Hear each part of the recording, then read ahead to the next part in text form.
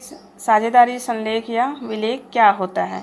साझेदारी संलेख एक वैधानिक प्रलेख होता है, प्रपत्र होता है, जिसमें सभी साझेदारों से संबंधित शर्तों का विस्तृत उल्लेख होता है, जिसके आधार पर साझेदारी फर्म का निर्माण होता है और उस प्रलेख में फर्म के सभी साझेदारों के हस्ताक्षर होते हैं और उनके मध्य के आपसी विवादों का निपटारा जो है इसी साझेदारी संलेख या विलेख के आधार पर होता है।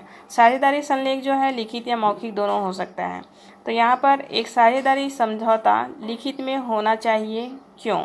साझेदारी का जन्म जो है कानून के द्वारा नहीं होता है, अतः यह लिखित या मौखिक नियम व शर्तों के अनुसार हो सकता है, किंतु भविष्य में आपसी विवाद होने से बचने के लिए शर्तों व नियम या साझेदारी समझौता जो है लिखित में होना चाहिए। भारतीय साझेदारी अधिनियम 1932 के प्रावधान जो साझेदारी संलेख विलेख में अनुपस्थित होने की दशा में लागू होते हैं।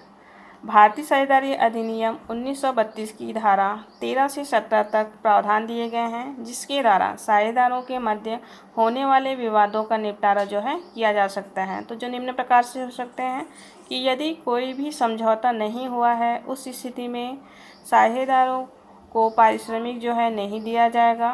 साझेदारों के मध्य लाभ हानि का बंटवारा जो है समान रूप से होगा।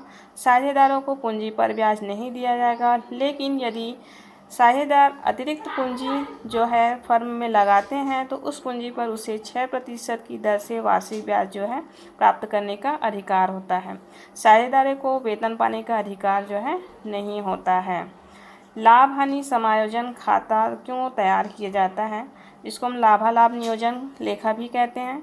तो इस लेखा को बनाने का प्रमुख कारण यह होता है, सबसे पहले साझेदारों से संबंधित समायोजन करने के लिए लाभ हानि समायोजन खाता जो है बनाया जाता है, जिसके अंतर्गत साझेदारों को पूंजी पर ब्याज, साझेदारों को वेतन, साझेदारों का आहरण पर ब्याज, कमीशन आदि का लेखा जो है लाभ हानि समायोजन में किया जाता है।